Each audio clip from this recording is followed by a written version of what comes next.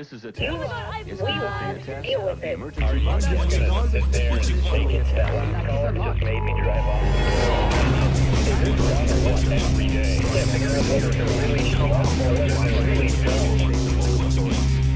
DrivetimeUGC. Let's not start that mental breakdown again. It's an experiment. Well, with the Foundry, we can probably agree on what the biggest bugs are right now. Information or instructions. This concludes this test of the emergency broadcast system.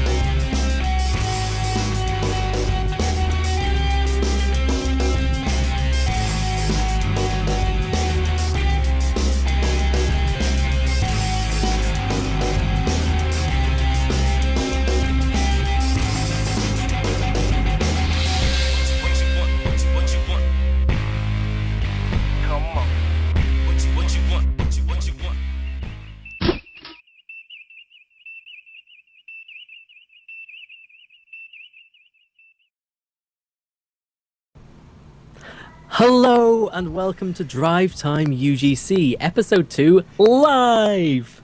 Only 43 minutes late. Booyah! We're like doing well. I think PrimetimeUGC, the first time we aired it live, was quite late as well. Anyway, I'm Cerberus Films, and joining me tonight, I have, sitting over there doing all the technical wonderful things as I'm shouting at him and telling him to do different things, is CaptPDennis. Hello, everyone. I'm glad this is going to live up to the hype. Anyway. Over there in the other corner is Kirkfat, who has been lovely and patient and stuff. Hello, Stowe community. And over there in the dark corner, this has 3 corners now, apparently. I don't know where I'm sitting, but hey-ho.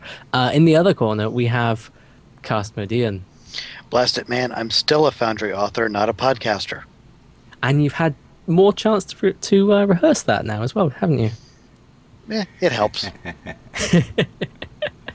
I think they can actually hear us as well, so this is all good.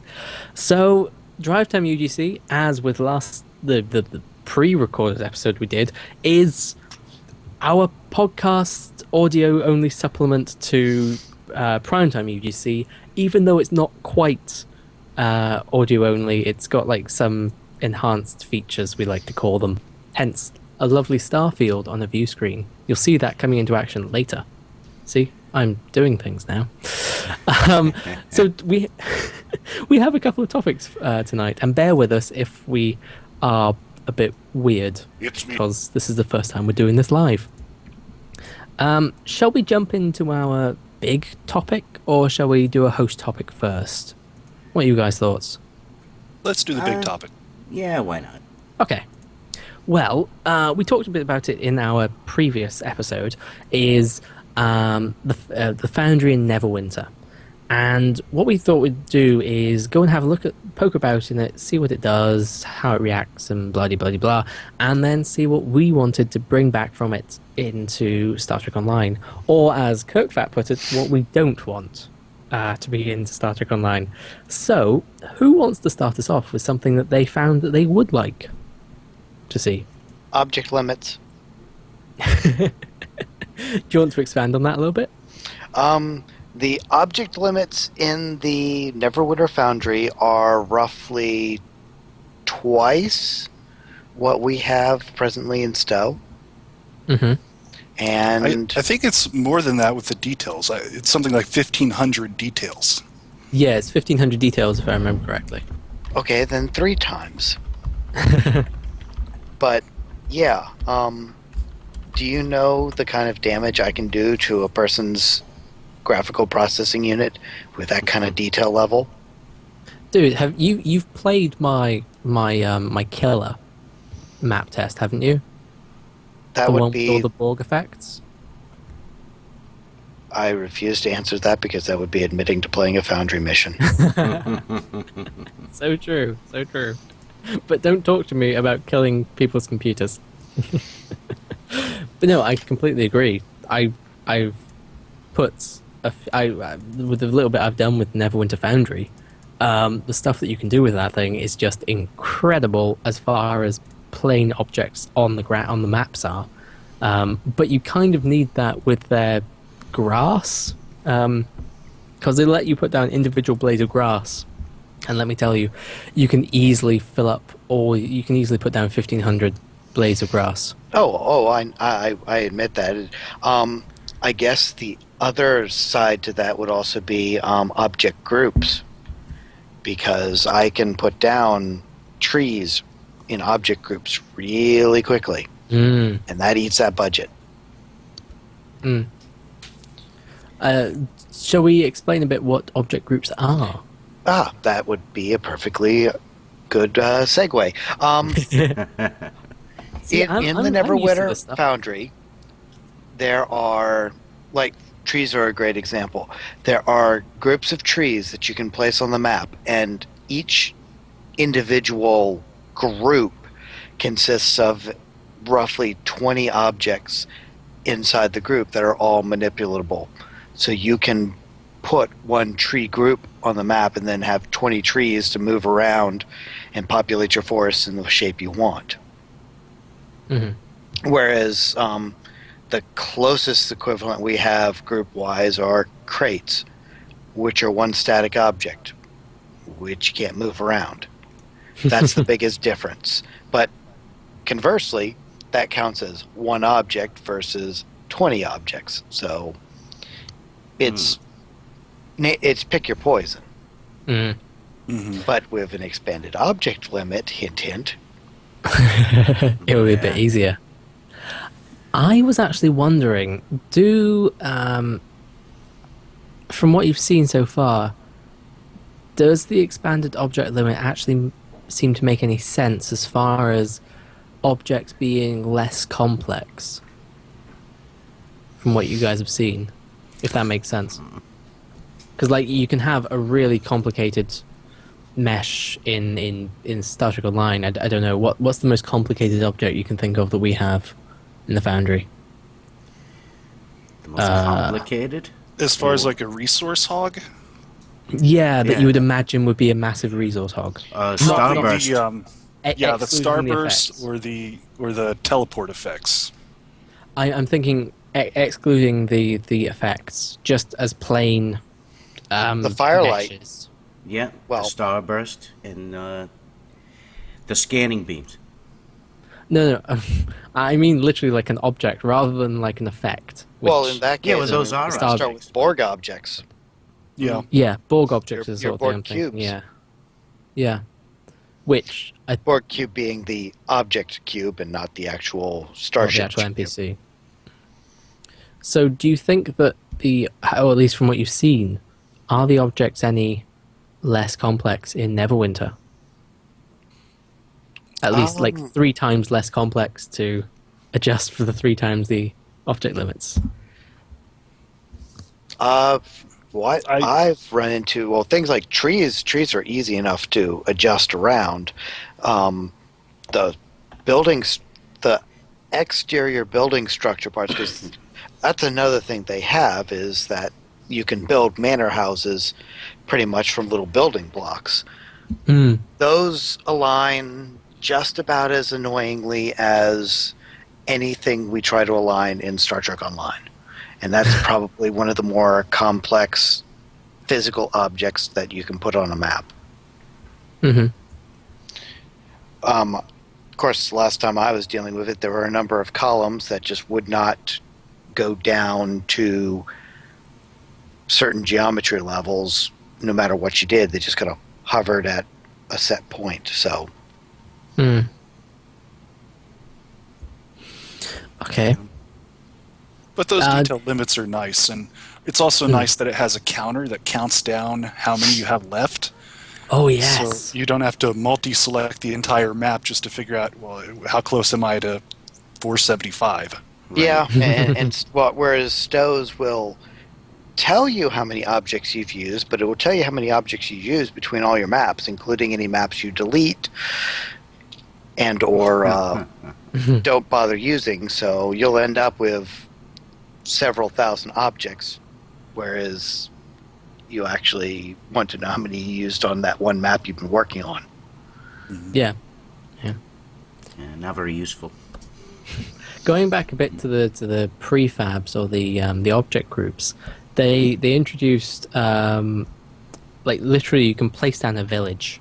There's a pre-made village or there's a pre-made road, because they have lots of little path segments, but they literally have like a road that may be 50 objects, but it spans a 50-meter piece of road, which is cool, and it gives you a lot of customization. But my fear is that if they brought that into Star Trek Online, they'd do it with everything, so that instead of giving us big pieces that we can chop and change, just big pieces that we can put down, they'll give us lots of little pieces that will eat into an object limit, as opposed to one big solid thing that you can put down.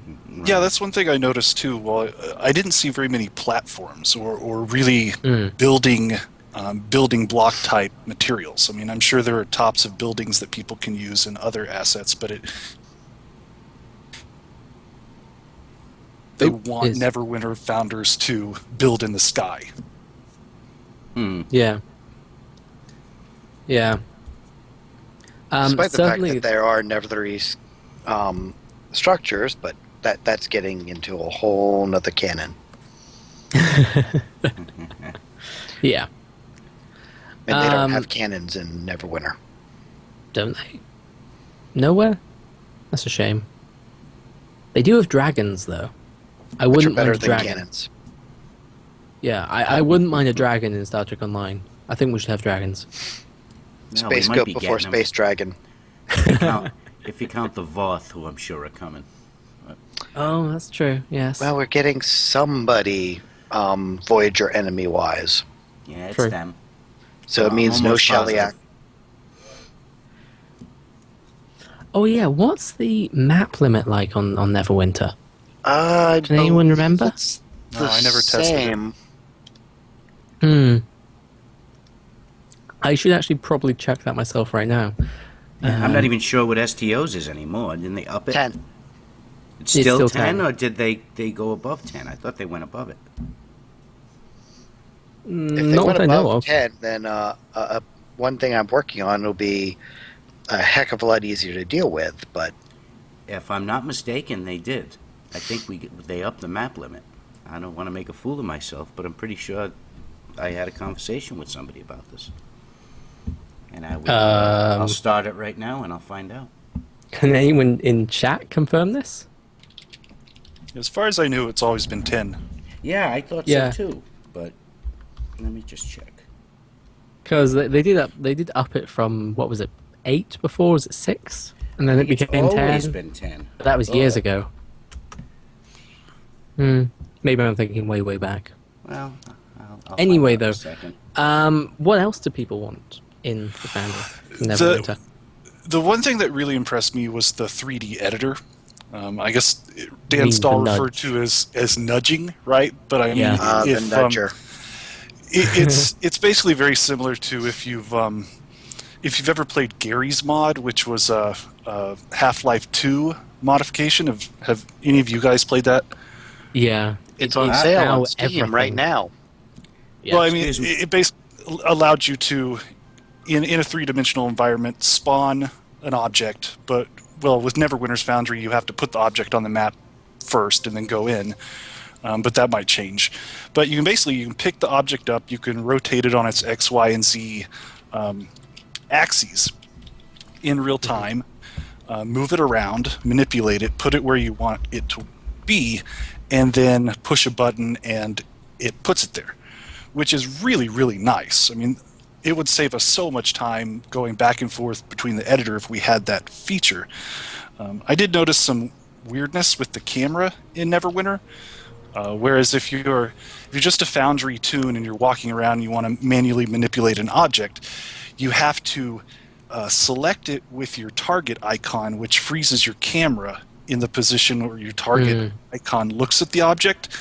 And so there's a lot of wackiness there with Neverwinter's camera, but I think if that feature came into Star Trek Online, it would be so useful to us in building maps and building castles and just nudging things around where we want them to be. Yeah. I like it in many ways, but at the same time, it's the problem with it is you can only select one one object at a time. You can only move one object, and then you have to reload the map and preview. You have to reload the preview. You can switch objects, though. I mean, you can move one object and then pick a different object to move. So Can you? Yeah, I did that today. It's a little I missed wacky. that. It kind of requires you to go in and out of free cam mode. Oh. Which is something that I think Neverwinter authors, if they really want to build, they have to constantly switch between the toon view and the free cam mode in order to use that 3D preview really well. Yeah. Which is a reason I think why they should have a free cam button on that Neverwinter 3D editor, because I was using it and I was constantly having to type in UGC free cam 1, UGC free cam 0. To pick a different object to move around. But it was a really useful, handy feature. Yeah, I suppose it's of course more like we should just macro it. Like every Foundry author should just have a macro keyboard where they can just press that button. Yay, free cam. I just found the detail budgets in Neverwinter. If you want me to run those down, we have 1,500 details. Which include FX, right? I believe so, yes.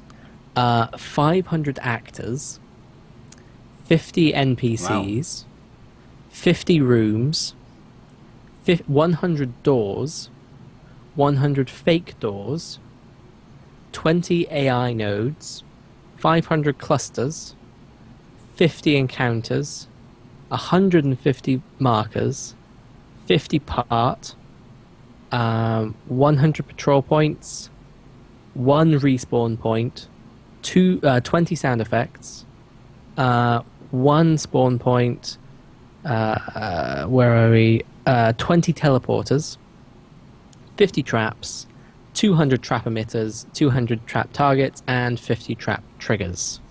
And that's the budget. One respawn point? Yeah. No, yeah, 1 respawn point. Wow. Yeah, that's a little weird to me. Yeah, that's strange. I think it's a bit weird, Because especially considering those maps are big too. I mean, yeah, and especially considering that it's the game that it is. It's a brawler.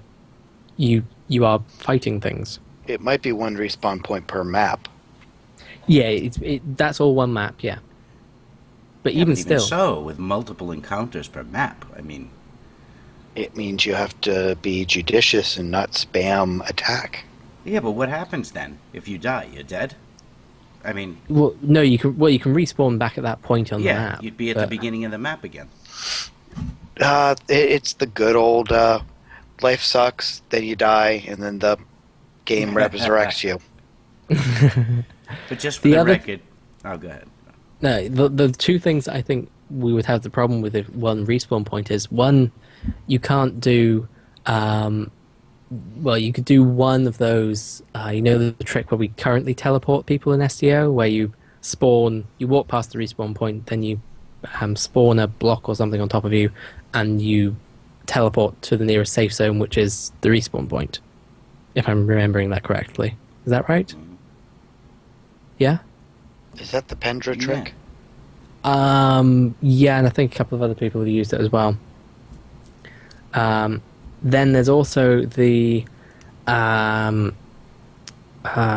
like if you closed off, if you completely altered the map somehow, like you closed off a cave, etc., and the respawn point was back at the other end of the map or was behind that cave in, you'd have the issue of getting them all through the cave in, then it being all janky and weird and stuff. So I can see a couple of issues with that. And dead air. Yeah, well. One feature that I think I'd really like to see in STO is the sounds. I mean, that's got to be yes. for our devs to do. I mean, they could put in invisible objects that have sounds associated with them, and that would be adding sounds to the Foundry that we could turn on and off whenever we wanted to. Well, we have got that to some extent, because they've just put in. It was the last big Foundry. Well, it was with this season, wasn't it? This with Legacy of Romulus. Yeah, it seems So- like they're preparing for it. We don't really have it Yeah. yet because there's no list of actual sounds except for Or the they ambient. forgot to Ex- comment except- it off. Yeah. But it is in there, so we can see that sort of coming in. But what Neverwinter has is, instead of having invisible objects, they have specific sound objects Right. as special objects, like a respawn point is a special or a spawn point is a special. They have a sound object. In Which that you can- case, give me a red alert klaxon. Yes. And I think it also has relative distance, so it will get louder the closer you get to it. Yes, it does. That's nice. And yeah, and you can play like if you go into a room in Neverwinter, you can say that as you get closer and closer to it, like you're hearing more nasty, horrible sounds. Right, and it triggers as you can set it to trigger as you enter the room as well. I mean, it can put it on a It place plays marker or or it something. stops. Yeah, exactly. I think that kind of leads on to the thing that I really want to see.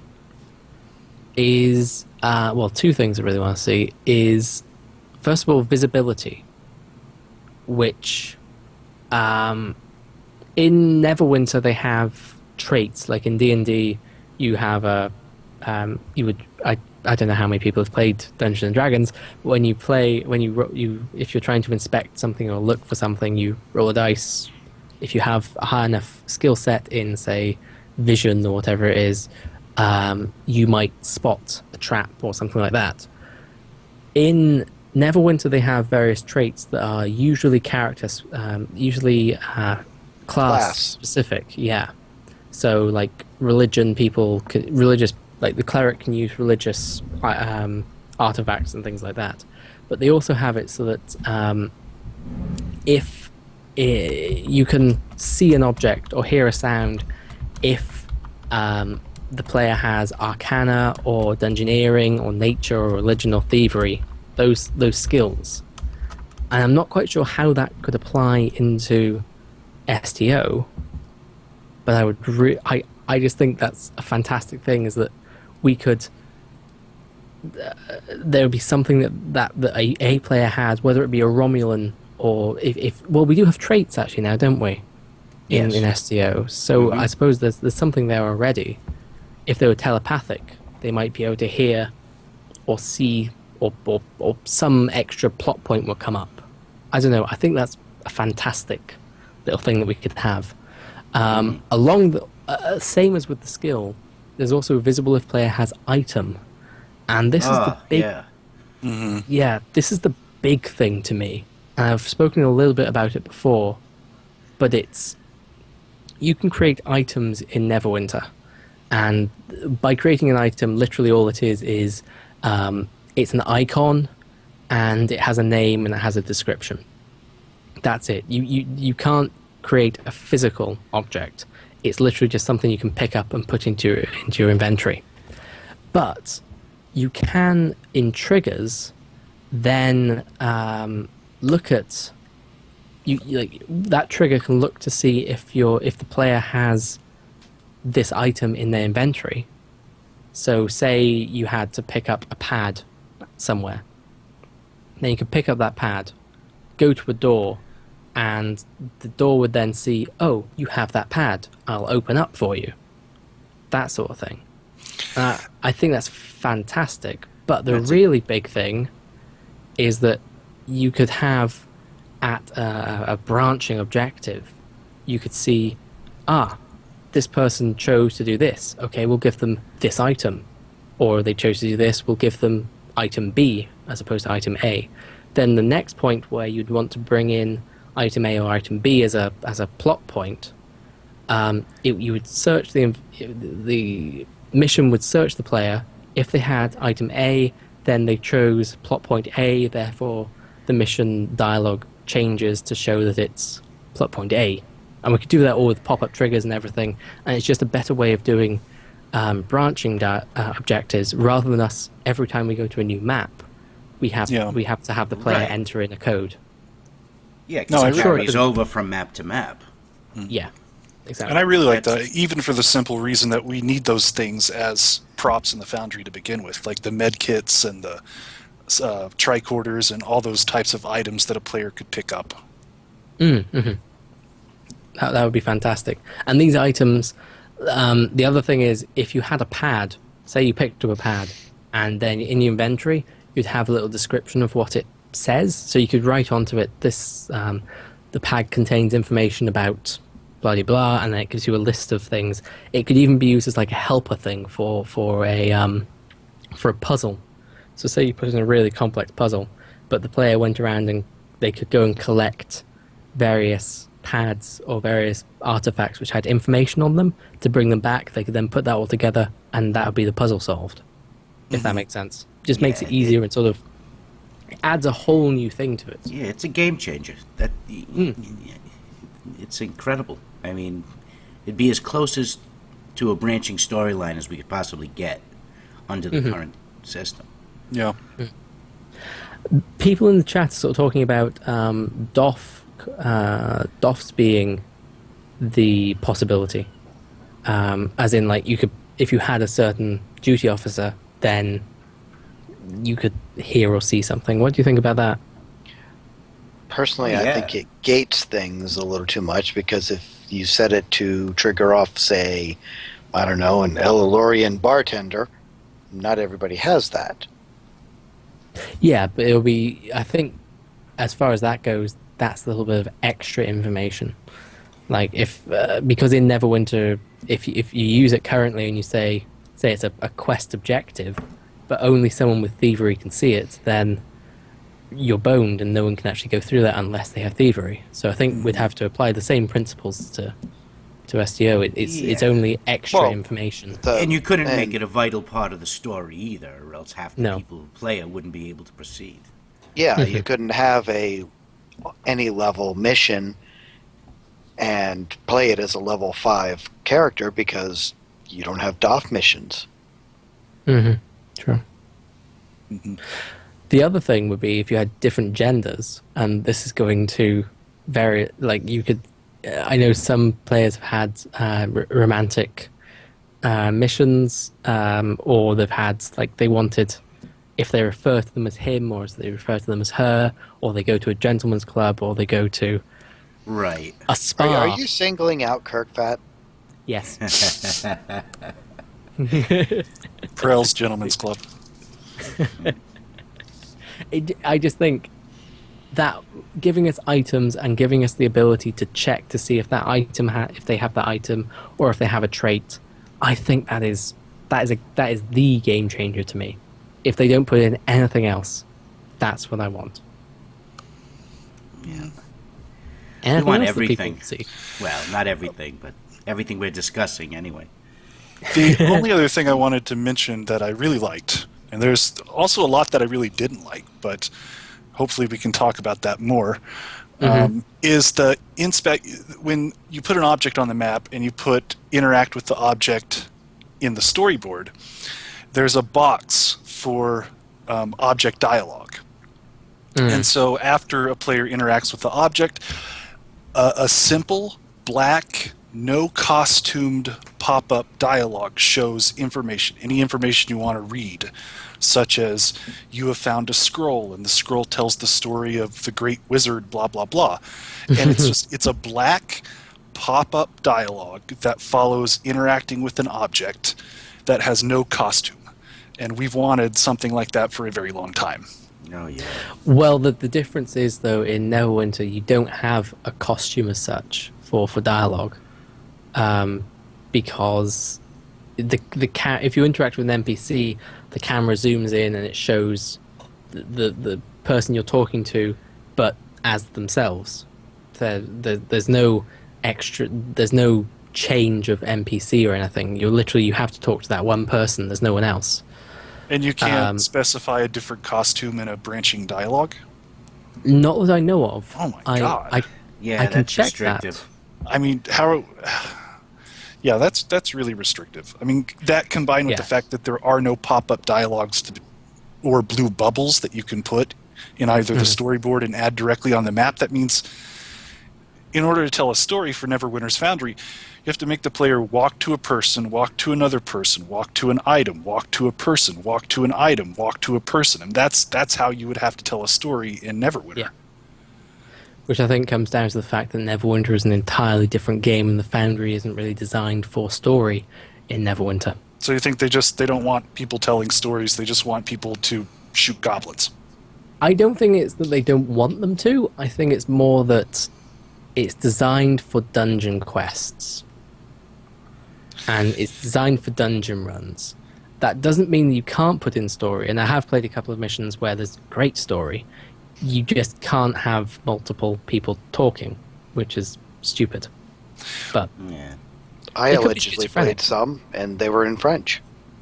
yeah, but hang on. We'll put in a mature rating on this. Tell us what you said when you were playing those. I will not repeat those words in front of impolite company. Since when are we polite? I was.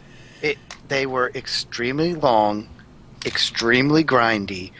I had not encountered any of the character types that half of the mobs had been reskinned as, and they were literally just wiping the floor with me with powers I had never encountered and had no counter for. And I was just getting increasingly frustrated because literally it was... I get a lot of reviews on Keeping Up with the Gisens for the last mission that I added, section that I added in, where people get jumped before they're done reading the dialogue by a bunch of fighters. And people say that mission, that the end of the mission is just way more than they can handle. This was what I did there to 11. I mean, I walked in. There's a NPC type in Neverwinter that its special ability is basically, if anybody's ever played Mortal Kombat, they know there's a character in there called Scorpion who would shoot out this rope snake thing and pull you back to him. Literally, that's what this power did.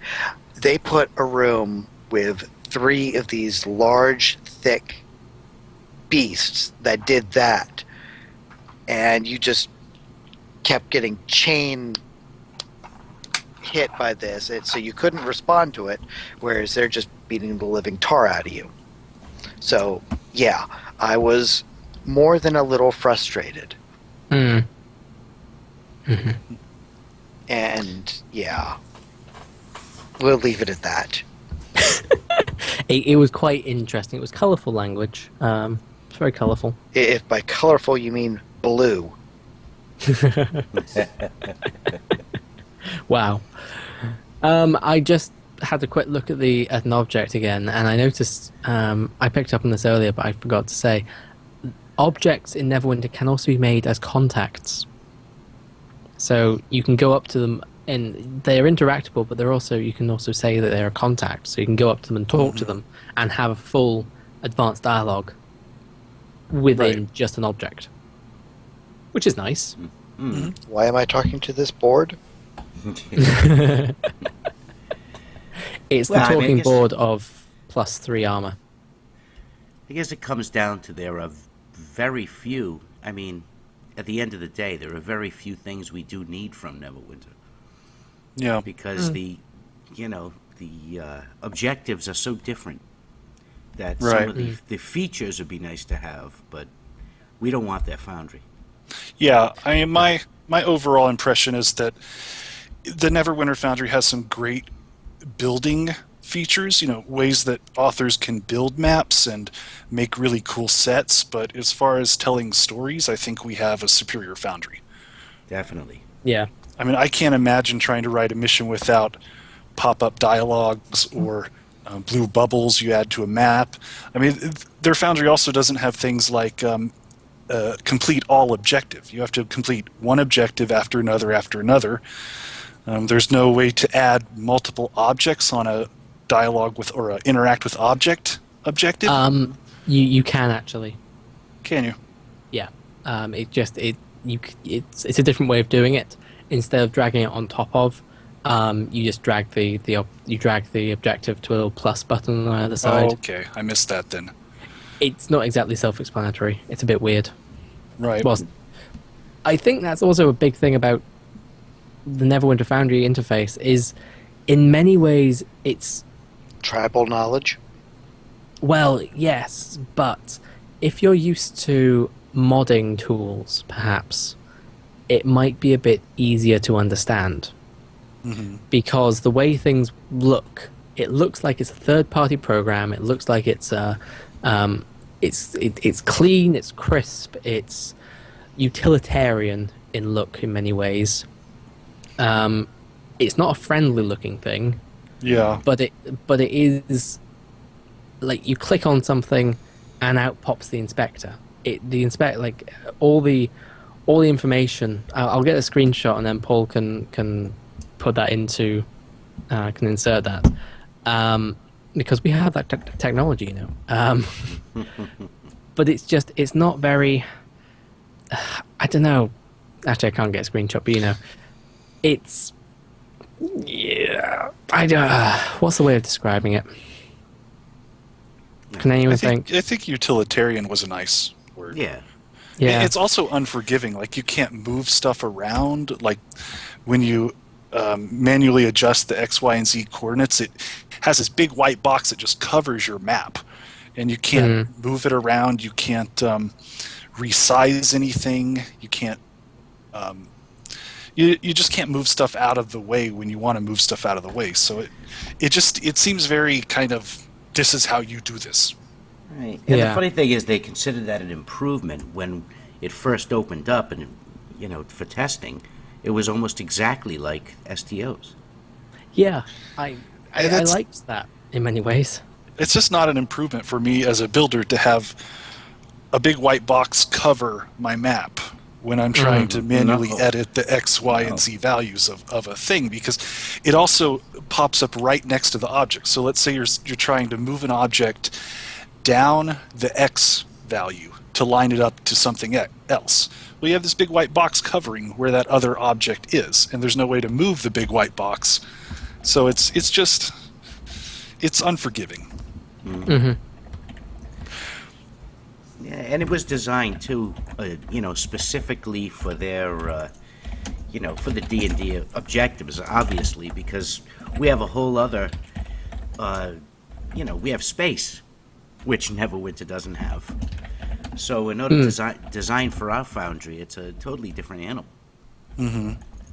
So But I think a lot of Paul's it- right that there are very few things we need, and there's quite a few things we probably don't want. Like, I'm sure we probably all agree we don't want the costume creator. No. Oh well. I mean, it's pretty awful. I mean, it really is pretty awful where you can't make a custom NPC. You just have to use and modify these existing NPCs.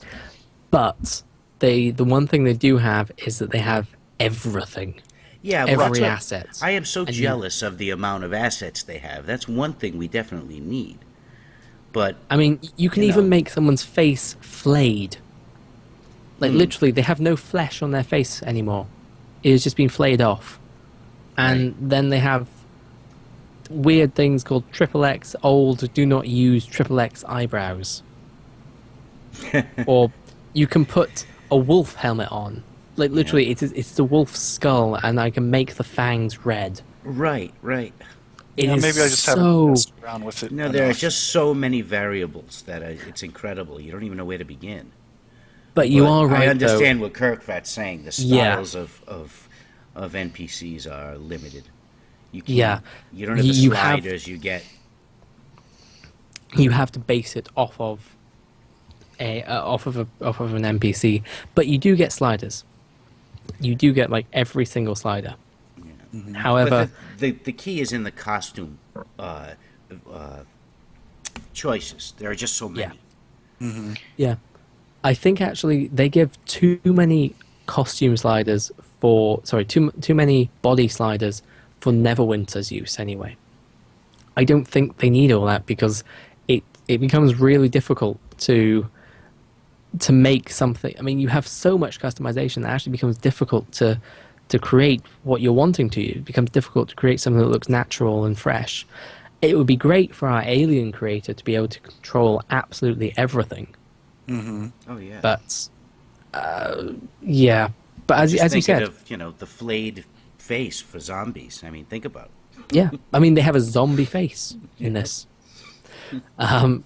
But yeah, giving us just all these costume options. That's all we need. Just all those costume options. I just want to be able to recreate Cupid. What? Klingons in medieval outfits saying they're not merry men. Wow. One thing we haven't talked about that I'm surprised we haven't talked about is the room creator, the interior builder. Have you guys had a chance to mess around with that? I mean, I really haven't. I have. And I'm taking you didn't like it? Well, I'm in two minds. I like it in Neverwinter. It's good. If you're wanting to create something like a starbase, or just a plain, simple ring around a ship, it's fine. And I emphasize it's fine, being the operative word, fine. What I would prefer, though, is that because at the moment, when you go and create an interior map in Neverwinter, like a custom interior, as they call it, you get blocks that you can place down. Like, literally, they have rooms that you place down. Which is, it's fine for that. Like, if you want to build a tavern, there you go. You have a tavern map, essentially, already built that you just drop down, you plop a corridor in there, it automatically generates a door, boom, there you go.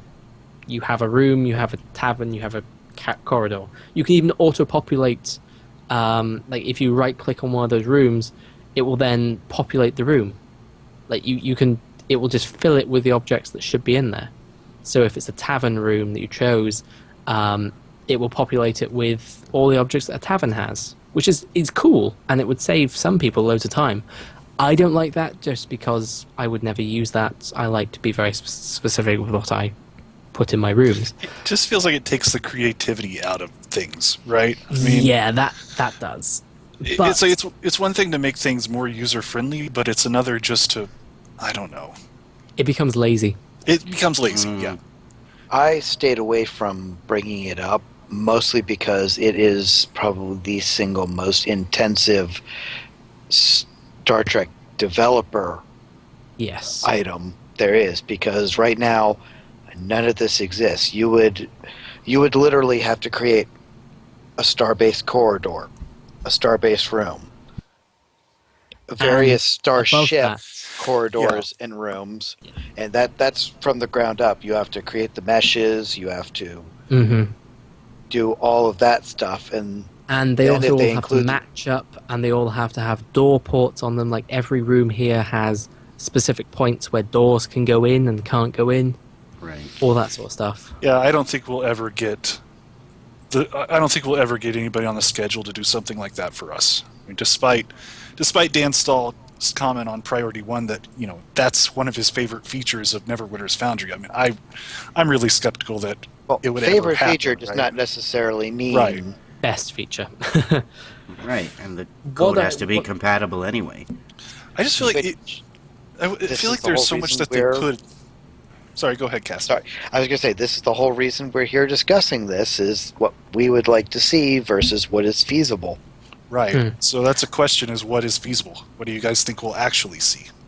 Well, just to finish up on the interior editor, if I may, who was it who just said it? I think, Green Dragoon just said what I always say about the editor, is that it's capable of basic interiors, but it's not what we want for custom interiors.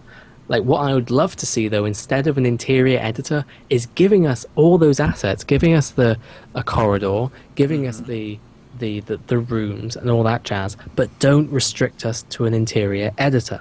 Yeah, Give I us, agree with that. give us the freedom to put them on outdoor maps. Right, just building blocks.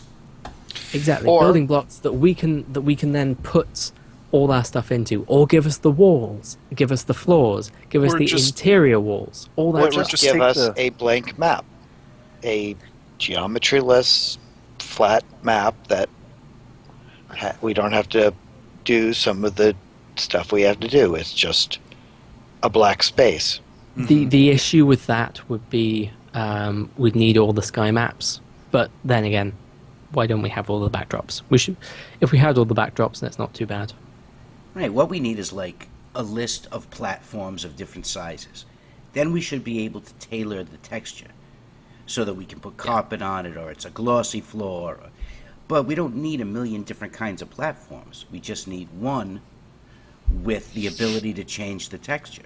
Yeah, that's always been my idea, is just list one of each building block, so you don't have 3 100 by 100, you just have one 100 by 100, and when you click on it, it brings up a menu of textures. It could be grass, it could be rock. Just guessing on this, you would still end up having, you may not see it up front, but you'd probably still have to have all of those objects created.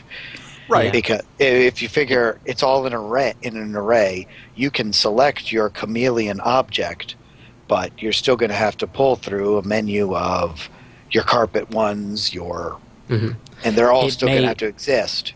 It may not be changing the texture, depending on the way that the Foundry would work. It may not change the texture; it would just swap out the object. Right. Basically, what's meaning. Yeah. Hang on. Green Dragoon is basically saying everything that I've... Oh, I realise why he's saying that, because I talked to him about it on Roundtable. That would make sense. He's echoing everything I've said before. It's... Yeah, the things like giving us... It lacks any vertical design currently. At the Neverwinter Foundry, you can't go vertical in the interior editor, and that's what I'd like to see in the rooms. Also, if they gave us things like the big rooms, then we could create proper crashed starships. And if we combine the rooms and the the nudge, the 3D editor, that you can rotate things in space, you can rotate them on the X, Y, and Z axis, then we could literally put a starship smashed into the ground. We could have everything could be at an angle. Right. All that sort of thing. That would be kind of cool. I would love to see that one day. It may be a bit of an issue in that you'd then have to walk up slopes, which isn't exactly a good thing in SEO. But Yeah. Plus, it also becomes more complicated for the user. The more technical it becomes, the harder it is, the less user-friendly it becomes. I would say just give us don't even just give us rooms. Give us all the objects that are in that room. Just give us the building blocks for it. And then we can do even more. Or if they just took the interior and chopped it up into pieces. I don't know if that's technically possible for a dev to do, because it might all be one piece, right? Yeah. But that's probably how they're doing it anyway. Yeah. But it would be nice. Yeah, it would be very nice. Is there anything... Oh! The thing that we haven't talked about. Well, two things. One, teleporters. Oh, yeah. It'd just be a transporter. Well, even more than that, it could be used as a turbo lift. True. Just giving us an invisible object or something that you can go and you interact with it and it transports you to another part of the map. That's literally what a teleporter is. That's what we've wanted for forever. Mm-hmm. I think that's fantastic. Yeah. And the other thing is, have you guys seen the nodes, the AI nodes? I saw them. I don't know how they work, though. Basically, it's a job. Yeah, it's a job, but it's specific for combat. So you have ambush, you have guardian, you have sniper. If, say, you have a person with a bow and arrow in a mob group, but you also have a guardian type and a sneaky type. If you have all 3 AI nodes down, the arrow people will go to the sniper node, and so you place that down. That will be where the where those people will. That's where those actors will go and stand when they enter combat. So say you have say you're giving them cover, for instance. That's one way of using it. You put down a broken bench, or you put down a wall, you put a sniper node behind it, they'll go and stand there and they'll snipe you from there. It sort of adds realism to it. Whilst an ambush, you may put it up on the cliff and they jump down and they attack you, or a guardian is just charging at you and killing you. I think that has a big place in STO. Yeah. But Have you it's tested not- it to see if it works, though? It does for the most part, Okay. from what I've seen. Anyway, yeah. It's a nice thing. I don't know whether it's a necessary thing. Well, I don't think it's a high priority for us anyway. no, but I'll take it. I agree with what Green Dragoon said actually about Neverwinter teleporters. That he says, I'm not sure I like how NW teleporters work. I want something that is triggerable. I suppose that means that it's something that's just triggered and it teleports you rather than you interacting with it. Right. Because at the moment You don't have control over how it operates. It Yeah. just works one specific way. At the moment, it's literally an entrance that you have to go and interact with that entrance, and it takes you somewhere. Yeah, it's a tunnel. Yeah, and you can go backwards and forwards between those. Mhm. So I suppose what he's really wanting is something that you can just click on, or it is literally a trigger that once this happens, you're teleported Right. somewhere else. And you can't go back. Unless you want Yeah. to. You know, unless Yeah. If we program should it have that the way. option to take them back if we want them to. you should be able to I like toggle that. it. So, anything else that anyone wants from the Neverwinter Foundry that you can think of? Now we Devs. mentioned them. A team? A Foundry team? Yeah. Can we have a Foundry team, The please? team would be nice. Yeah. Well, I think what we might want to do then is go down what we've talked about and say which one, rank them in what we want to see, or in order of what we want to see, if everyone's agreeable to that. Yeah. So at number 1, what do we most want to see fastest as the biggest priority of getting it into the Star Trek Online Foundry from the Neverwinter Foundry? And I don't would say a say- team. I'd say the number of assets. Assets. I'm going to say the 3D editor. Okay. I would say the items myself. The items and those triggers. We'll do like our top 3 then, I suppose. What's second for each of you? So Paul. Music and sound effects. Okay. Cast. Music and sound effects. Kirkfat. I'd say the assets. Okay. We'll go to top 4. Number 3, Paul. All right, then I'm going to go with the items, like you said. Okay.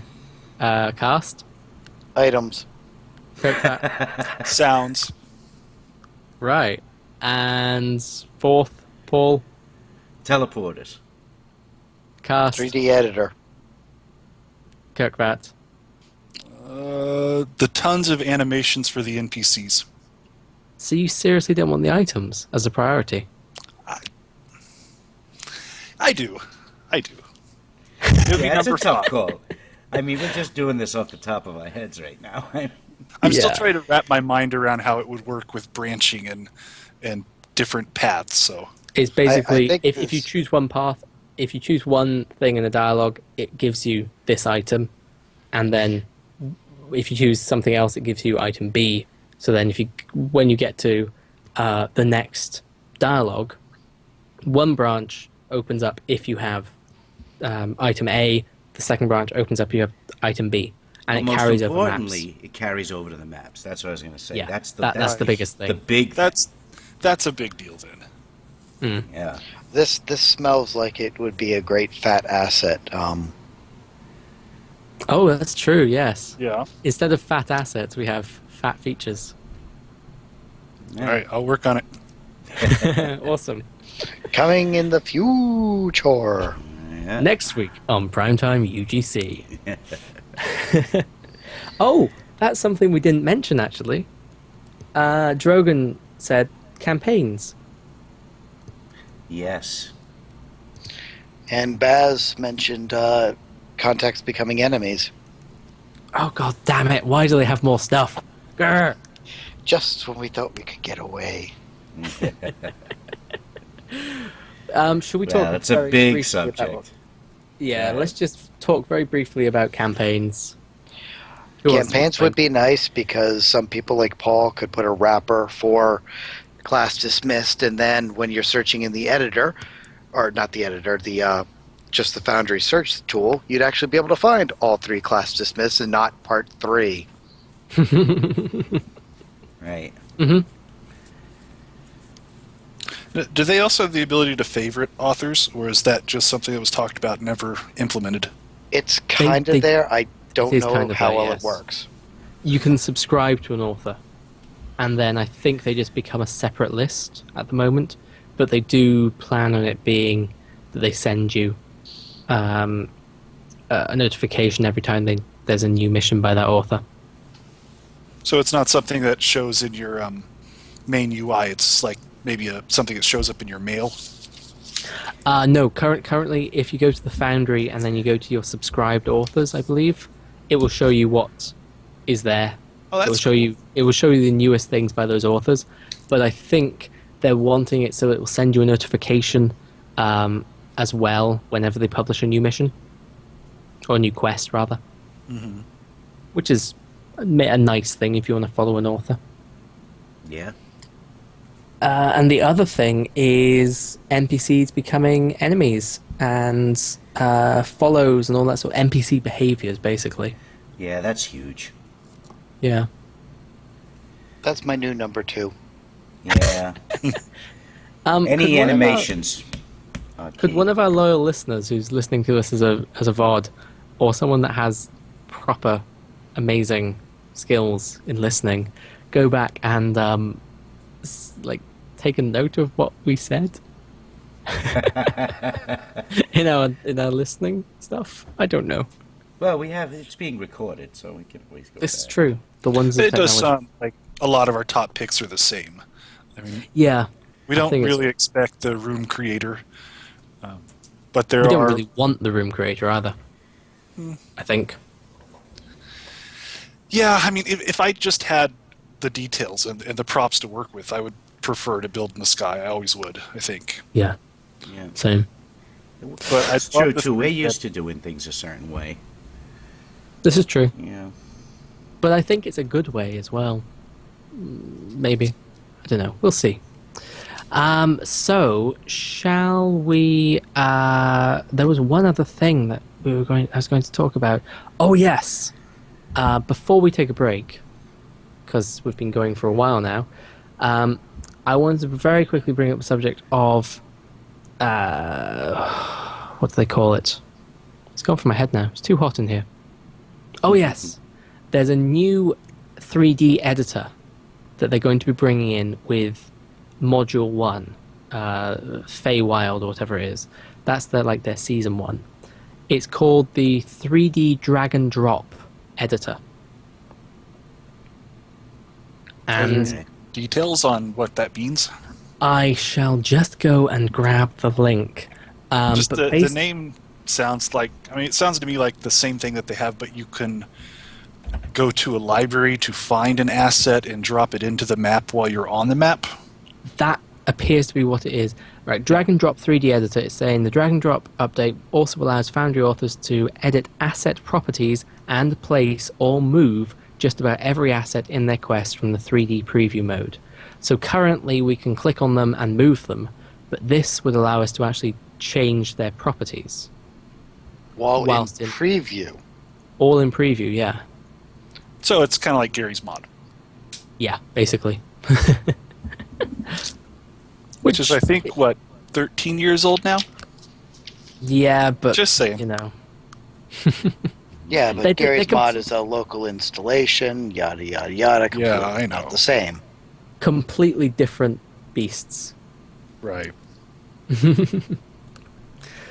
Okay, then. While Shall we? we're on the subject Sorry. of Neverwinter, there is a website called TavernUGC. It is a sister site of StarbaseUGC, but most of the admins at StarbaseUGC don't really care about Neverwinter. So if there's anybody out there who would really like to help out with this website, get it going, and if you're really into Neverwinter's Foundry, please come see us, because a lot of us aren't. So, yeah, please help, or else that website will be a ghost town. It gets a couple of posts and a load of spam accounts. Okay, then, shall we take a quick break and Sure. play some ads, which I hope everyone will enjoy, because, you know, stuff.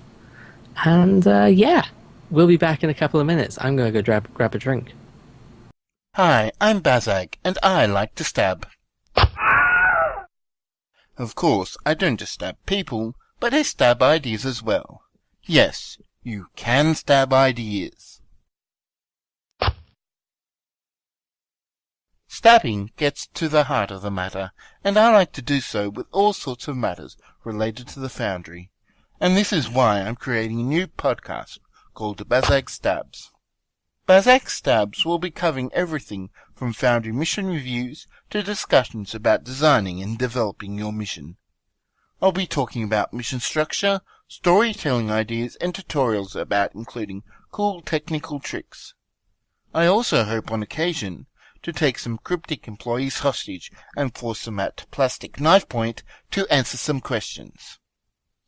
If you're interested in learning how to make a Foundry mission, or to make your Foundry mission better, Bazag Stabs is for you. So keep a lookout at StarbaseUGC or TavernUGC, and you'll never know what I might take a stab at next.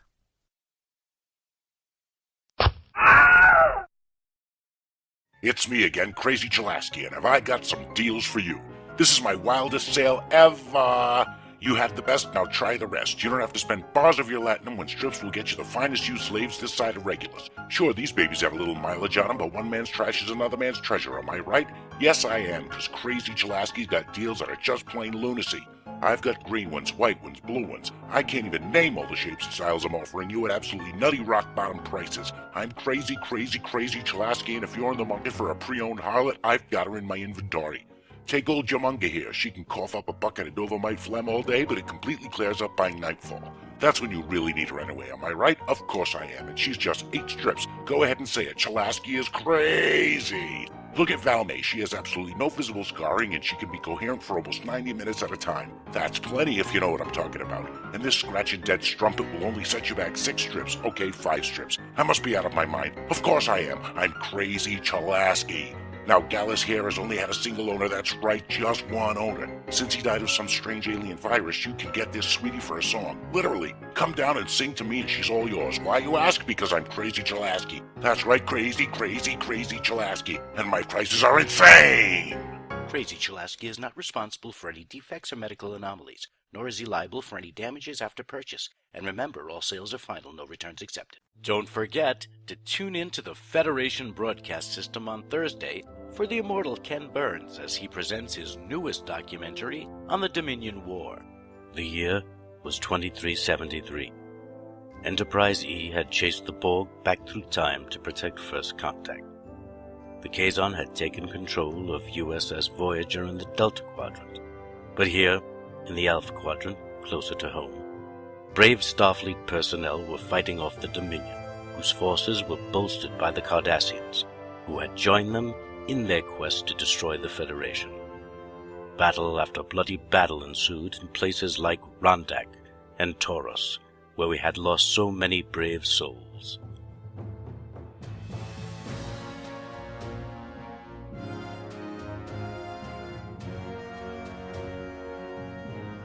Dear Rondella, I woke this morning to the surprising news that I had been promoted to First Officer of the Montana. You know how long I've been waiting for that promotion.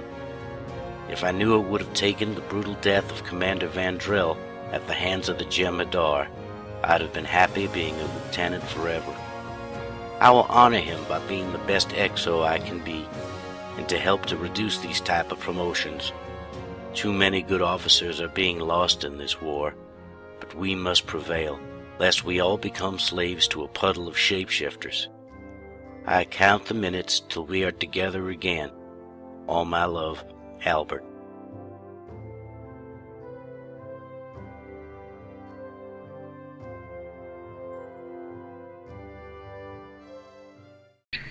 Hello and welcome back.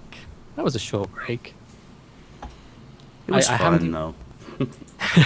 I haven't even had time to pour myself a drink yet. Oh dear. Oh no, don't burst everywhere. Don't burst everywhere. Oh dear. I'm safe. I did not spray everything. No spray? Okay. No spray. Nope, no spray. I'm proud of my skills there. So, that was a nice little break, and now we're past the behemoth of a topic. And Cerberus didn't even Sonia Gomez himself. I'm missing a reference. Oh, the infamous hot chocolate incident. What? I'm so You're gonna have to confused. explain that. Well, we'll explain it to you off air. Yeah, Okay. I feel Yeah. stupid. I know I should know this. Captain Picard, hot chocolate. Yeah. I can't remember at the moment. It's probably the heat. It's warm in my room. Anywho, we have host topics. Well, we have a host topic anyway. So, Yeah, I had one Do you thing want- I wanted to talk about. I don't know if we could even really talk about it for long, but it's trigger restrictions, right? When we put something in the story tab, we lose a lot of the trigger abilities that we have if something's not in the story tab. Right. So, for example, we can make an NPC appear and now disappear whenever we want if they're not part of a talk to contact objective.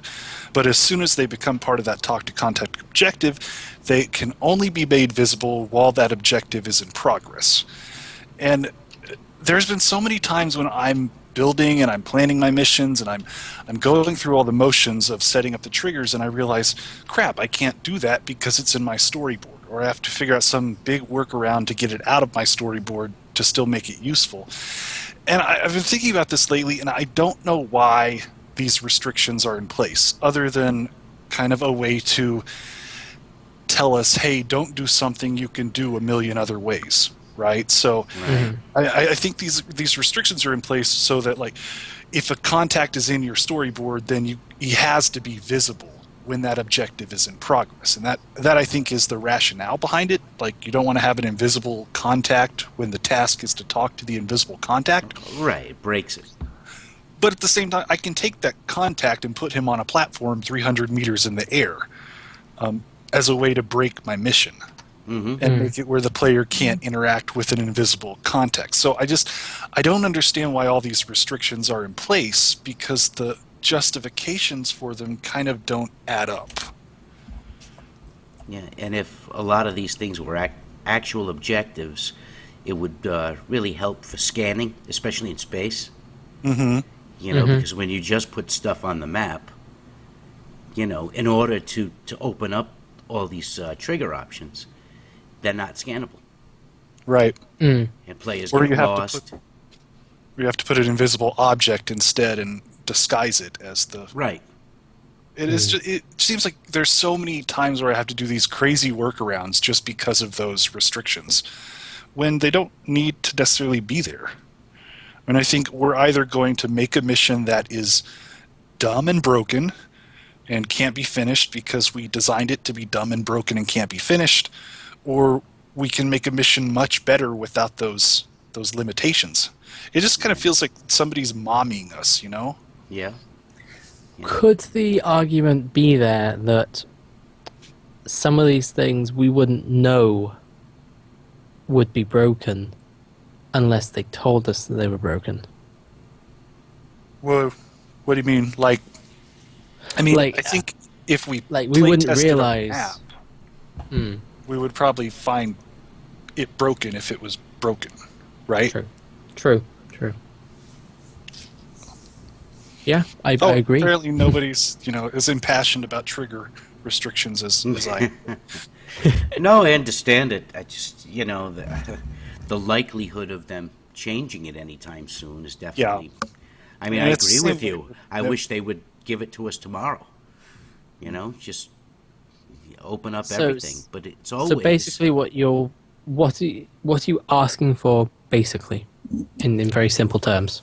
The ability to make an NPC appear and disappear regardless of where he is in the mission storyboard. Gotcha. So, right, if I want to talk to somebody on a transporter pad, that shouldn't have to be my first task after making them transport, right? Having them appear on the transporter pad, then I go and check some data on a console, and then I talk to my bridge officers, and then I come back and I talk to the person on the transporter pad. We can't do that now. Because if they're in the mission storyboard, they can only appear when that objective is in progress. And it makes me mad. Oh, you mean we can't have them appear before the objective in progress? No, you can only have them there from the start of the map, meaning they're always there and they never went through a state change. Oh. Or you can make them appear when their objective is in progress and when that talk to contact objective is in progress. It just seems like I go through crazy hoops to do things that I should be able to do already. We should have the same options we have in the storyline as we do out of it. Right. And, we don't. And, if the reason is because they're worried about exploits, I don't think that's a concern. Well, it's not we have really enough an of those because regardless. It's not an exploit because you couldn't complete it. Right, I'm just saying. I mean, a lot of the excuses for not having things like NPCs disappearing was because they were afraid it would be exploited. Well, it's a slightly different exploit as well. It was more they were going to stop. What they're talking about is they want to stop a... I'm trying to remember who it was that said it, but it's say you're playing through a mission, and then the author. Go ahead. Then the author wants to say a player fails an objective, like this is the only way we could make them fail, is that NPC then disappears, and they can't talk to that NPC because it's in the mission. But we can already do that by just putting them down a 20-foot hole. Right. Yeah. They can't. We can make them fall down a hole. They can't, or put up a force field or anything. They can't talk to them. So yeah, I kind of agree that we can do it anyway. We can if we want to, we can stop a player from finishing a mission ourselves deliberately. Yeah, I agree with your point. There's no point in not having that option.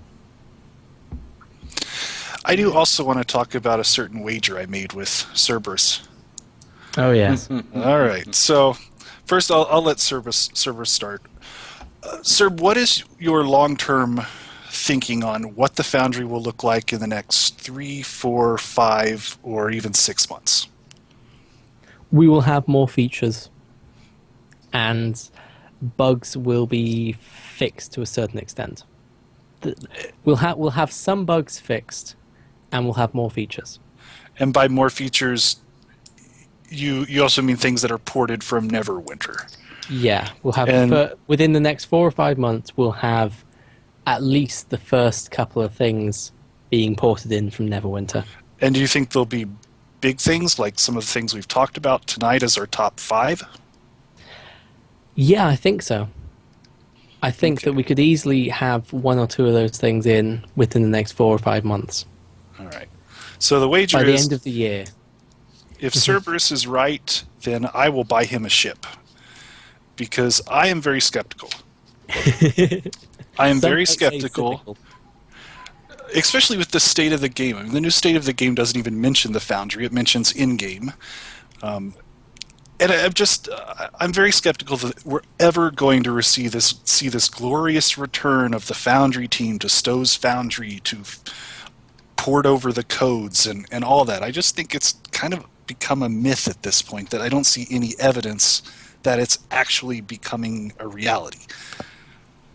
So, whilst there's me, who on the other side is looking at it all the way through, we've had, for the past year maybe, it's been said, we'll have stuff when Neverwinter is released. Neverwinter has now been released, but we have to give them time. So Right. we apparently set a deadline of 4 or 5 months or 6 months. By I the end said of the 4 year, months. I said November, and that's it for me. I give up. Okay, so Cryptic, don't fail me, otherwise a poor student is going to be even poorer. all right, who's But no, got the better bet according to the chat room? Okay, so in a minute's time, for us anyway, Yeah. we'll find out who do you think is right, Cerb or Kirkfat? The only response I have is shale. Shale. Yes, of course, of course. Cryptic, put more things in the Foundry because it will sell more ships. That's an interesting argument, and I'm going to make that my host topic.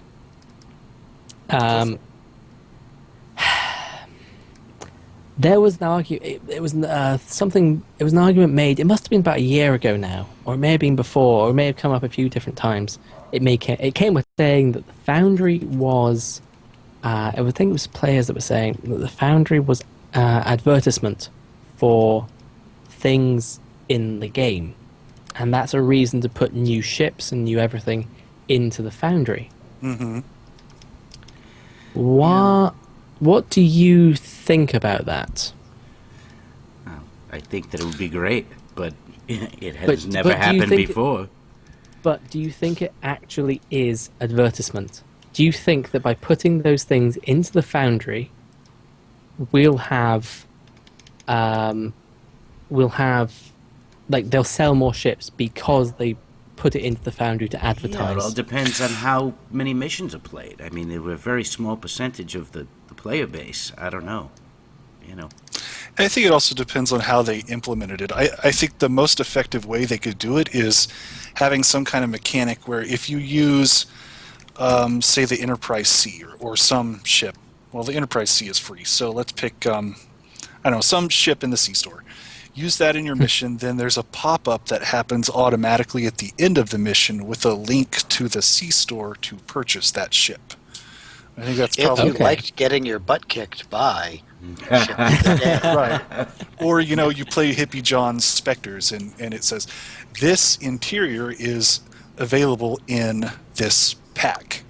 Right? I think that would sell a lot of those packs. Because I think a lot of the people that play Hippie John Spectres are kind of like, wow, where's the set? I think going on from that then, because I kind of like that idea, what do you think of giving the Foundry authors a certain percentage cut in dilithium? If they follow that link through from the end of their mission, if they buy that set or buy that ship or that costume, the player then gets the author then gets a certain amount of dilithium from Cryptic. So it's a As a tip. percentage of the sale? It might be a percentage or it might be just a flat rate. I think that sounds an awful lot like a commission and would run into possibly California laws, if not others.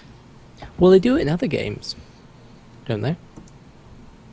I mean, you have players that, well, at least the players make content in other games that then other players can buy.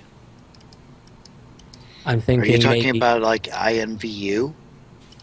well, kind of. But I was more thinking along the lines of recent games like Dota 2 or things like that, where you either craft things or you can buy certain you craft things or you sell loot, and on Steam you can actually sell those in theory for real money.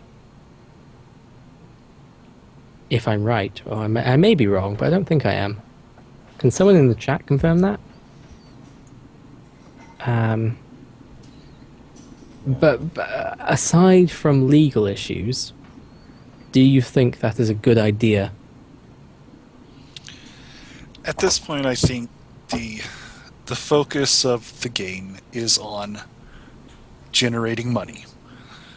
And the focus of the dev team is on making stuff and giving players buckets that generates money. And if we're wanting anything significant done with the Foundry, it has to align with that focus, because the people who make the decisions on who gets what task to do what are not worried about our ability to create great stories for the enjoyment of players. They're worried about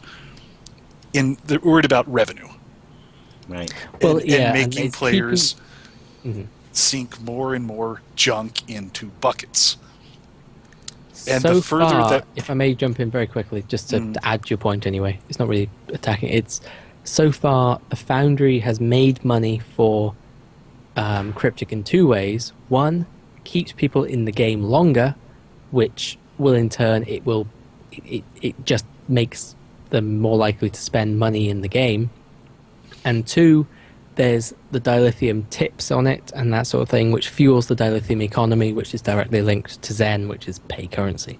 So, yeah, currently those are the two forms that Foundry plays in money. it just seems so disconnected. I mean, we have a holodeck in our Starbase, but no Foundry integration. And all these other opportunities where in-game content seems to have nothing to do with the Foundry, except that if you need dilithium that you don't want to get using a mining claim or DOF missions or all the other tons and tons of ways to get dilithium, you can play a Foundry mission. That seems to be the only real way it's connected at all with in-game. Right. The only incentive. And I have to admit, I mean, when the Foundry was down for, well, it's been down. It's been down for about 2 months. We've sort of gotten into building a KDF Starbase. And we started a KDF Starbase from scratch. And when I'm really getting into that Starbase and I'm feeling like, okay, I got buckets to fill, I got, I need 1,200 seismic stabilizers, I need, all this stuff for a Starbase. I, as a big fan of the Foundry, I mean, I'm not going to the Foundry. I'm turning in a mining claim, or I'm standing in one place at the exchange selling DOFs, or I'm, doing whatever I can to generate energy credits. And even then, I'm like, there is Admiral Bobo Goes to War. Yeah. And so even me, who loves the Foundry, when I'm in that mentality of I have buckets to fill, it's like it takes away my mood to play a story. It's all about getting stuff as quickly and as effectively as you can get stuff, usually by standing in one place. Mm-hmm. The picking up again on what Green Goon says, I've done that a lot tonight, that as though it's an abstract concept, but Foundry does indirectly generate money for Cryptic.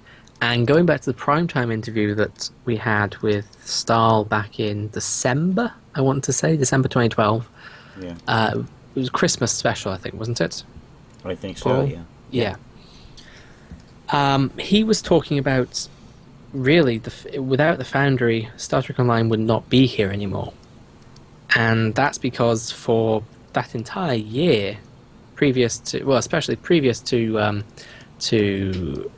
Perfect World taking over STO, and then during the time after Perfect World took over, and there was a long gap of content before they really got their new projects out.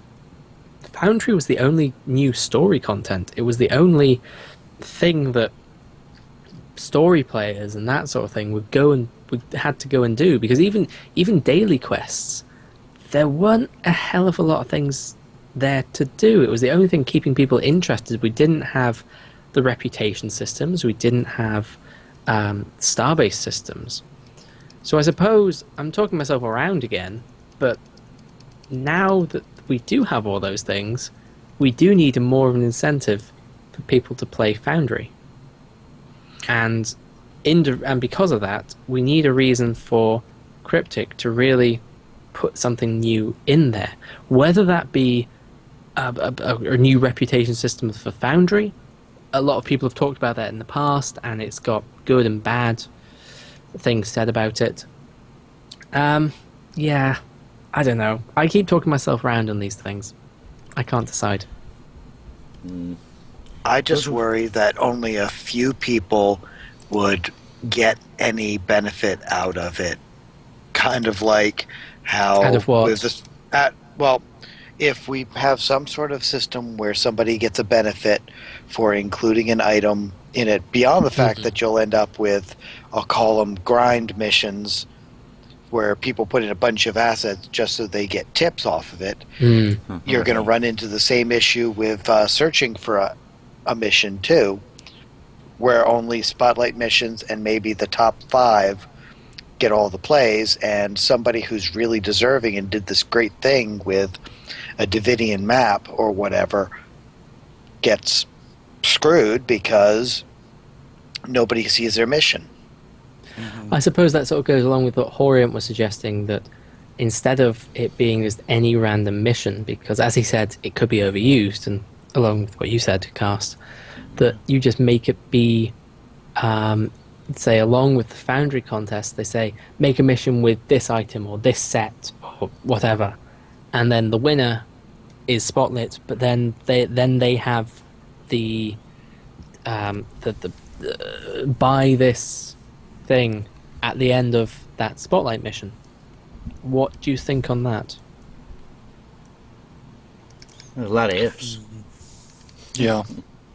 Well, I don't think it's that many ifs. Put it this way: if there was a Foundry mission contest that said make a mission with this item as a focal point or this set as a focal point, then the reward was that when your mission gets spotlit, you also get this little thing popping up at the end saying, would you like to buy this whatever?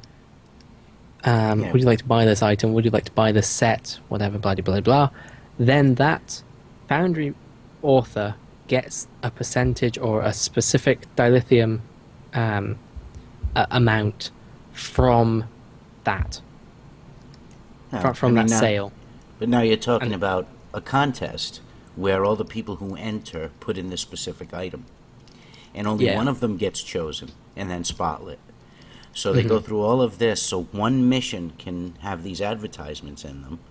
I mean, really, how is it worth it for them to even put this system in if it's going to be on one mission? Like every month, so many months? Yeah. And right now the spotlights are really the only missions that can really be found, other than, some in the top rated and new that are story missions. And the people being hurt the most right now are new authors and even existing authors who've made tons of missions that just can't be found. Oh, yeah. And so I think the spotlights are doing okay. Yeah. I mean, my missions are nowhere near the search. I mean, I have no idea where my missions are. We've talked about how to, incentivize players to play a Foundry, all this stuff. Right. It's gotten to a point where, and I wonder if any of you agree with me, that I'm almost willing to say just take everything out. Like take out the energy credits, take out the dilithium, and let's just go back to that time when the top-rated mission list was full of Admiral Murphy and Captain Revo and all those great authors. And our player base can still tip us dilithium if they want, but they mostly consist of people who just like story missions and they're not grinding. Like, I almost want to go back to those days. Yeah. Well, that's true too, what Serb said earlier about that was during the time when there was no content coming out. So people had a lot more incentive to play them. See, the thing is, though, we would lose a lot of players. We don't get plays now, though, right? I know, but unless you have a spotlight, you would have an even smaller pool of players to possibly get a play of your mission. I don't know. No, you were talking earlier about you have the grind, you have the buckets as you call them. People are they're going to fill them, they're going to put in all this stuff. Mm-hmm. A huge amount of players would then just go and do that instead. They wouldn't come and play Foundry. They wouldn't come and play it because they wouldn't have the time, because they're putting it all into making stuff, getting Fleet Master, all that stuff, and enjoying doing that as well. How many players do you think continue to play cryptic story missions after they hit level 50? I mean, granted, Probably some of them give none. special items. Very, very few. Yeah, I mean, I admit that I don't. I mean, I played them once and I don't. How many people then play the same Foundry mission over and over, excluding the grinds? Not many. Probably very few. Yeah. Exactly. Same as with the cryptic missions. Maybe a few more because there's better story for most of them, but very few. So I think that argument's a bit silly as well. Yeah. I just want those lists to show story missions again. I do too, but there are better ways of doing it. And taking out an incentive to playing a Foundry mission is not the right way to do it. Putting in something like tags, yes, that's a great way of doing it. You then have a story tab, and you have a combat tab. And you'd have to have people policing it, but I don't think many people would put in grind missions into the story tab. And if they did, I think it would be an easy thing. But I think it would be an easy thing to go in and for a GM to go, okay, this isn't a story mission, change the tag. That's now. But they're not going to do that. They're not going to assign anyone to police the Foundry because it costs them money, and they won't. They might though. It's a GM thing. You just submit a ticket. You say that it's like you submit a Foundry mission that breaks the EULA. You submit a ticket.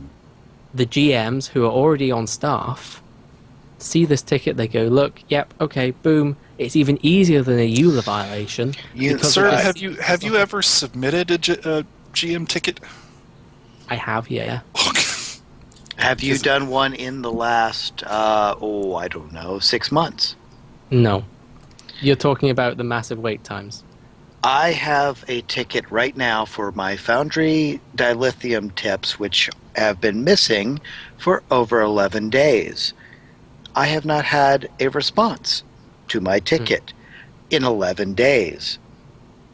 Yes. Supposedly, tickets are supposed to be responded to in no more than 7 days. Mm-hmm. So, no, I do not think that it is a good idea to add an additional burden on the GM system, which is clearly already failing. But is that GM or is that customer service? Or both? I don't know. That is an in-game GM ticket. The other option then would be having, like you currently do, community moderators in the forums. You have community moderators for the Foundry that deal with those tickets. That's not an insurmountable task. They're people that aren't paid, that do it for the love of it. I mean, I would be quite happy to do it myself. I'm sure most of us would be quite happy to do that. It wouldn't be an awful lot of work. You just go, yep, okay, this has this. You may have to submit it to a superior, to a dev, and then they just, at the end of the day, just go, yep, change that one, change that one, change that one, change that one. It cuts down in time. It's a better way of doing things. Or does just no one agree with me at all? I think you're looking at it through rose-colored glasses. Yeah, I think you're going to have a hard time finding anybody over at Cryptic to do it. Even if it's taking that would take away from from getting my asset time. But they're most likely not going to take out rewards from the Foundry missions either, because they just don't want to do it. So, what's the difference within saying, well, at the moment we're just going to have a stalemate. No one's going to do anything. Well, that's it's just going to stay as it is. That's kind of been the norm, right? Yeah, but shouldn't we be suggesting ideas that are more practical and long term and actually sustainable? Asking them to police the Foundry isn't a practical idea given their track record of policing the Foundry. Then give it to community moderators. Which still have to be moderated by who watches the watchers. So somebody's still going to end up having to be assigned to it. Yes, but one person who doesn't have to look through the reports. They just see, okay, I've been told this one changed, this one changed, this one changed. And That's you're going not to trust freaking out. every single community moderator to moderate. Shadow cabal. We trust our current community moderators, don't we, on the forums? There's a They still process. have oversight and can They get do, yeah. by people who check behind them. Yeah. And they're vetted besides, but Well, then it's exactly the same process, surely, for a community moderator for the Foundry.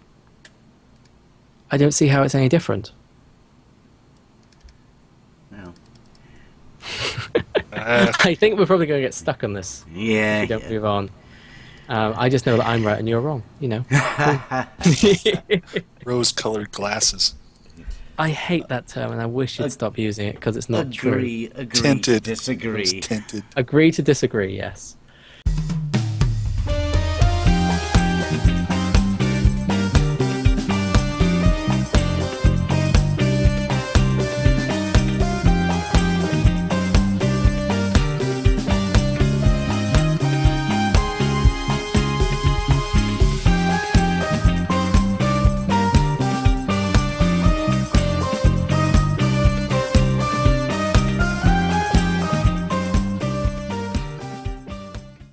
well, in tonight's casting couch, we're going to take a trip over into Bajoran space.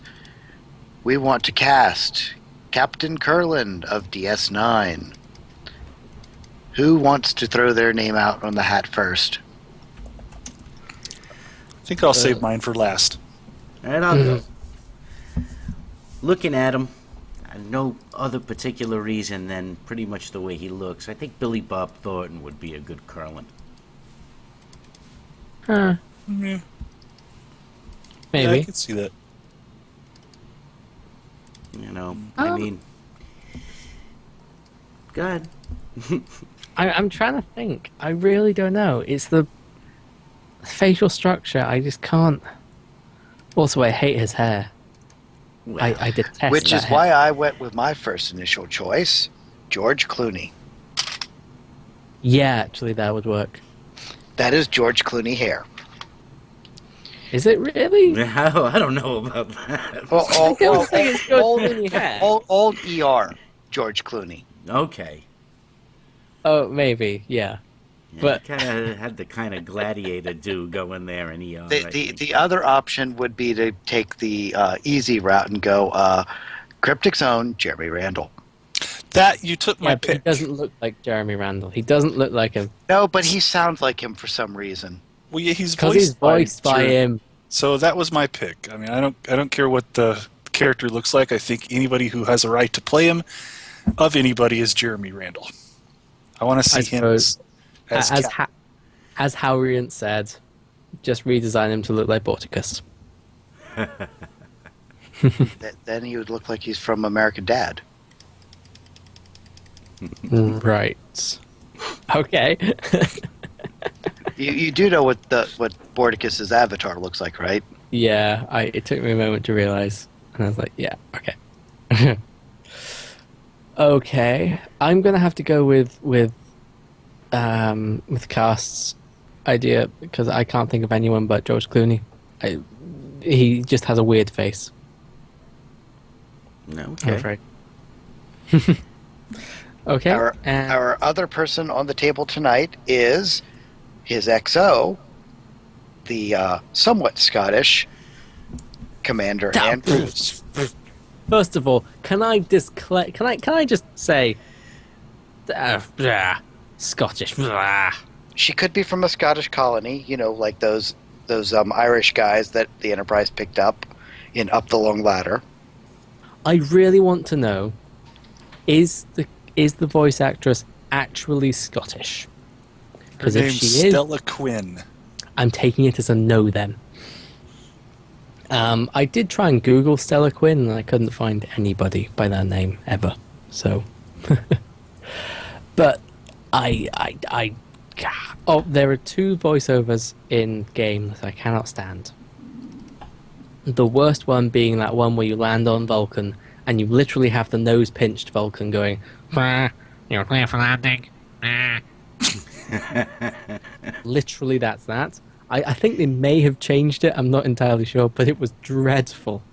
And that was the redone Diplomatic Pajem. orders. Yep. Pajem mission. Yeah, I hated that voiceover. It made me angry.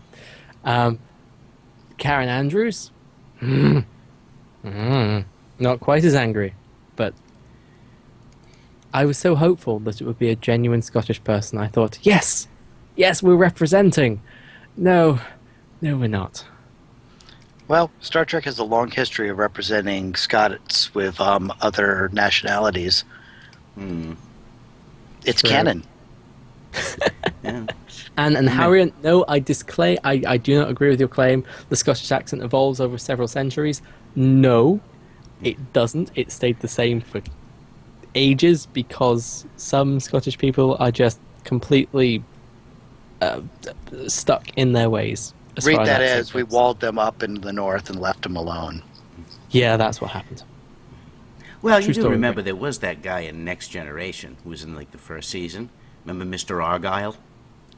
Oh, Chief Engineer Argyle. Oh yeah, I think he was Scottish, wasn't he? The actor? I think I removed that part from my brain.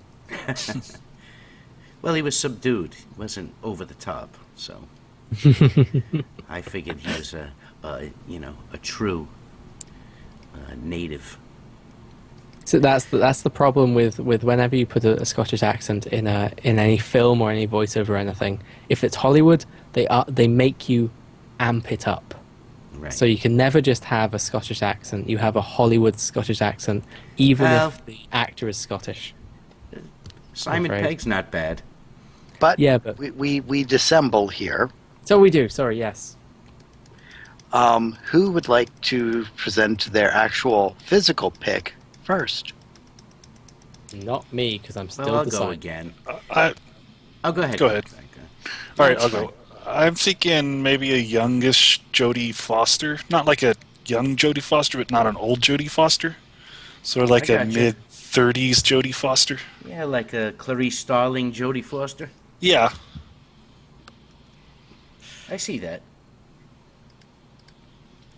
I was going to say the one who replaced her, Julianne Moore. Oh, yeah. I was gonna say Julian Moore. You know.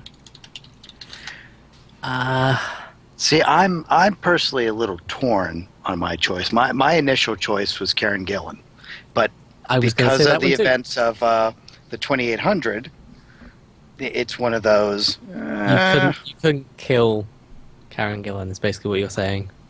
I have a serious problem with doing it.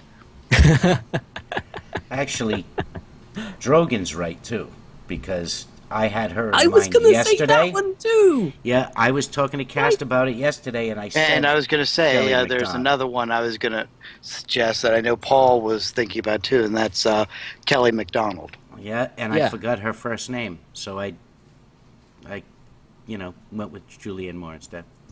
I was literally gonna say Julian Moore, Karen Gillan, and Kelly MacDonald. Why did you all There steal are no my other name? Scottish actresses. Oh, there's plenty. Plenty. They're just not identifying as Scottish. I almost said, mean, that girl from Boardwalk Empire, but Well, see, I'd go to Train Spotting myself, but oh, I saw that That's so just long me. ago, I didn't even realize she was in it. Okay then. So if that's everyone with Casting Couch, Yep. cool. Yeah. Is that us done? I believe think so. we're Next done. week, a new destination. So what do we do now? It's live. How do we? Well, I can run the outro. And we can all go back to our lives. This is true. We better make a couple of quick announcements then. First of all, you can contact us at mailbag@primetimeugc.com or on Twitter with DrivetimeUGC, or is it DrivetimeUGC? I forget. It's just DrivetimeUGC. Just DrivetimeUGC, all one word, same as the title. You can contact us each. I am at Cerberus Films on Twitter. Paul. At PFDennis. Castmodean. At Castmodean. Kirkfat. At Kirkfat. See, we're pretty simple. Yeah, good stuff. And we can all also be reached at StarbaseUGC. Well, you can be. I pass things along. Oh, I They'll don't tell have us. past things. Okay, then. I'm sure there's something else I wanted to say. Oh, yes. For our next episode, if you would like to come on and do a guest spot, we're going to be opening up the Skype airways to you guys. So if you want to come on and talk about something, or if there's an issue that we're talking about, something that you really passionately want to say something about, you can either record yourself saying something and email it in to mailbag@primetimeugc.com, and we can play it along. You can also do that if you come up with something you want to talk about during this week. Just send us an email. Boom. There we go. We have it. That's more for our non-live listeners. But if you really feel like you want to, you can send us an email, send us a tweet, whatever, and say, can I come on? Can I talk about this? And I'm pretty sure we'll let you. It all depends on Castmodean, because he kind of gets grouchy when the limelight isn't him, because he gets fired. He feels like he's going to be fired, basically. I haven't said anything about being fired this episode. Yeah. Haven't you? No. Oh, quick, Paul, threaten him. Quick. No, I wouldn't. Why do I want to do that? I Do don't that know. off the air. Yes, indeed. Yeah. Keep it all for behind the scenes. I'm a nice guy when I'm broadcasting. I like how you said when you're broadcasting. So, Right, well, thank you very much, guys. This has been episode 2. I'm sorry for the technical difficulties, and I'm sorry it's been longer than we intended it to be. we'll But be tightening up and developing as we go. exactly, we'll get faster, we'll get better, we'll evolve and become Skynet. And, stuff. So, yeah, please contact us, say stuff, and you can find this live streamed cut down thing, the actual downloadable audio and watchable audio, on Tuesday night. Yeah. Is that correct? Should do it. That should be fine.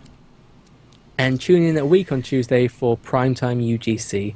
We're going to have a little bit of a special little thing there with Brandon as well. So, Cool. see you all later, guys. Oh, one very last thing.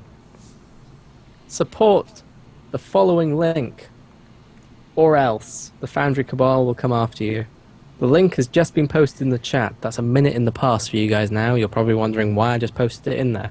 But post in that link. But we don't know who the Foundry Cabal is.